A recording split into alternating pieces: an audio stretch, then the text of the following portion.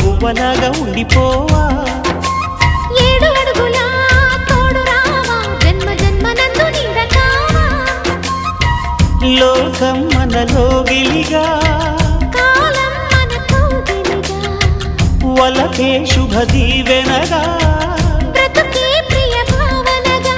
ఆకాశాలే అందే వేళ ఆశలు తీరెనుగా. కోకిల కోకిల అన్నది వేచినామని అన్నది.